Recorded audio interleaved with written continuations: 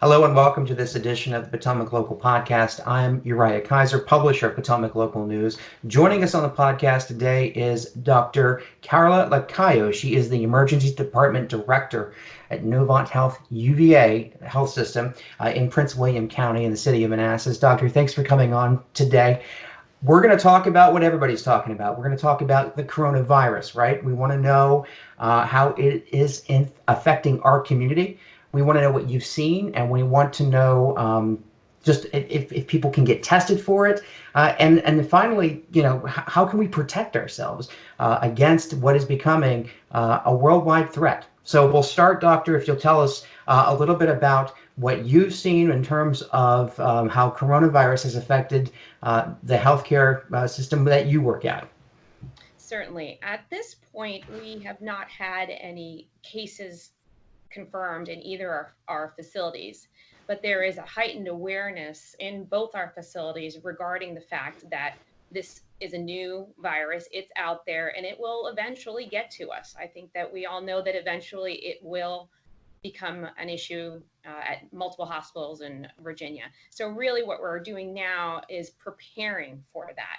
And we've got people who do come in who are concerned, and we have a process in place to figure out what do we need to do for you if you are concerned you could be a patient who has coronavirus. So we've got 5 cases of reported coronavirus in Virginia now, and this has been since the weekend, right? Right. Have you seen an increase of people come through your doors and say, listen, I think I have coronavirus, I'm feeling ill, how do I know the difference, and can I be tested? How does that, just walk me through that process? Sure, I'll walk you through the process. So when a patient comes in with sort of respiratory complaints, fever, coughing, sneezing, runny nose, the first thing we do is mask the patient. People are concerned that they might have the coronavirus. They are concerned they may have the flu. And right now we're still seeing a lot of flu.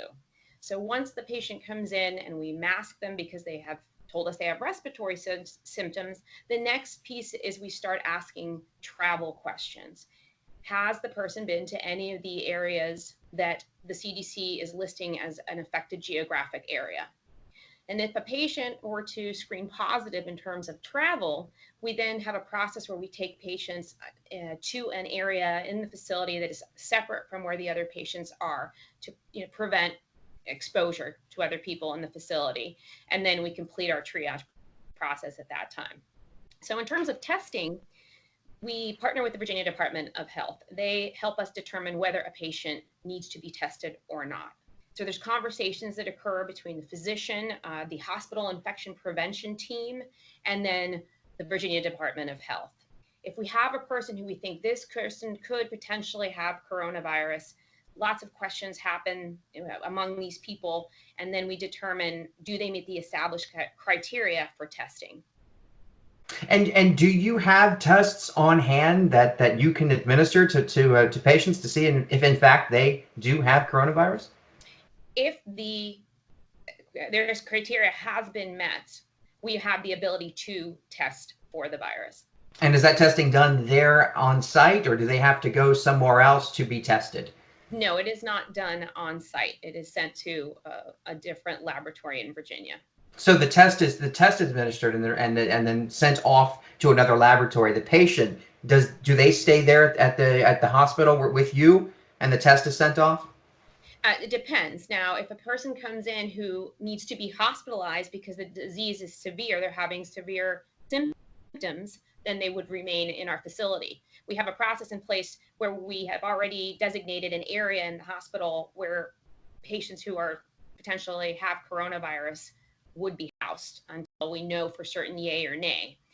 Now, people who have minor symptoms or don't require hospitalization would likely be discharged home and under self-quarantine.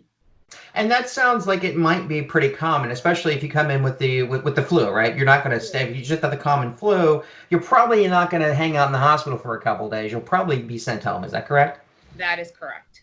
So can you talk about why this coronavirus is such a big deal? I mean, it seems like it has sort of come out of nowhere. We've heard about it just only this year, and it comes under different names: coronavirus, COVID-19. It's called a novel virus. There's a lot of different terminology being used, but I think if you could boil it down for us, why is this virus now suddenly such a big deal?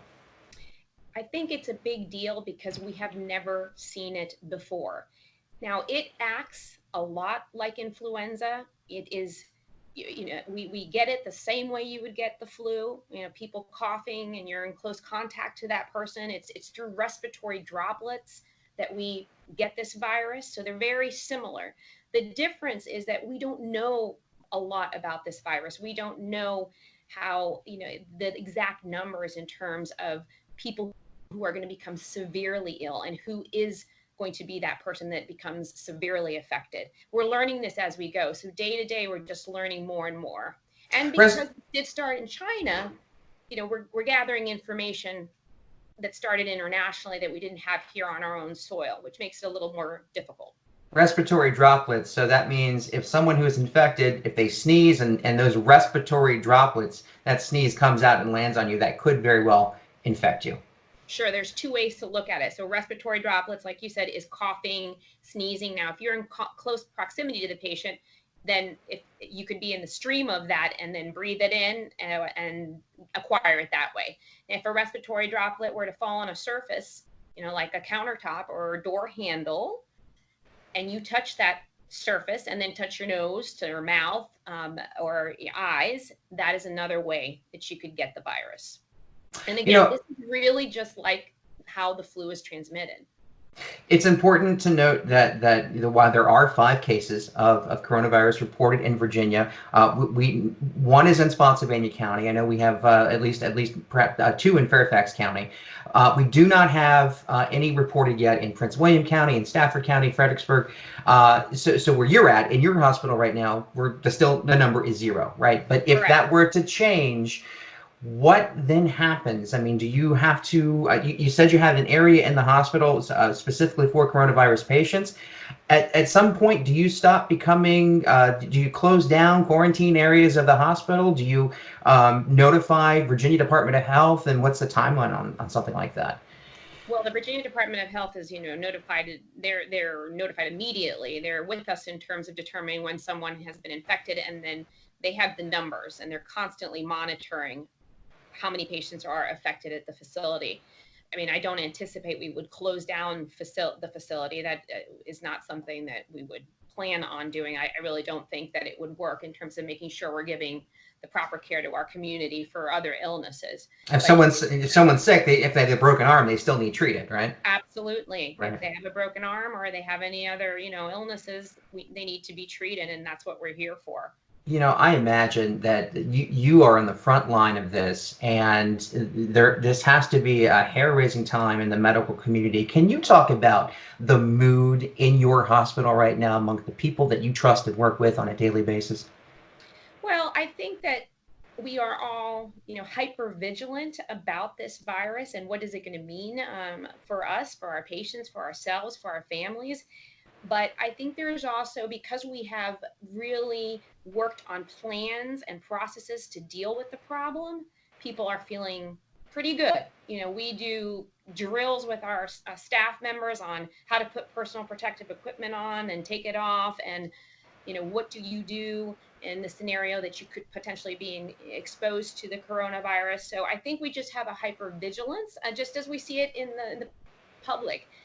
Hand hygiene has always been important, but I think people are focusing a lot more on it now, in making sure, am I washing my hands, for 20 seconds, because that's our best way to prevent. And as you are hyper vigilant there in the hospital, people, like you just said, should be washing their hands, hyper vigilant about the way they, I guess, keep clean, right? Stay, yeah, the old saying, keep your nose clean, keep your hands clean, right? What are some things that people can do to make sure that they are doing everything they can to keep from getting this? Absolutely. So hand washing is your number one thing. All right. And hand washing means soap and water, 20 seconds. That's actually a long time for a lot of people. You don't spend 20 seconds washing your hands. So that is the number one thing you can do. If soap and water isn't available, you can use an alcohol-based hand sanitizer. That is also acceptable. That's the first thing. The other thing you can do is, avoid being close to people who are sick. So if you know somebody is sick, don't visit them. Try to stay away. If you're sick, stay at home. Don't drag yourself into work, because then you could potentially be exposing others. That's a big thing. And if you have a cough, make sure you're coughing into your sleeve or into a tissue, and then washing your hands after you get rid of the tissue. Making sure you're cleaning surfaces that are touched often by hands. Make sure you're disinfecting those surfaces. And then, for folks, I think that are more susceptible to this virus causing a severe illness, those are elderly people or people who have chronic medical conditions like pulmonary conditions, cancer. Those folks should have even more restriction, I think, placed, which means try to stay away from gatherings where there are a lot of people in a close confined area, conferences, theaters, because it's more likely that these virus can be transmitted. So for those people, I would highly recommend staying at home as much as possible. Dr. Lacayo, thanks for coming on with us today and educating us about what is clearly a very important topic affecting our community. Stay safe there at the hospital, please. Thank you. You as well.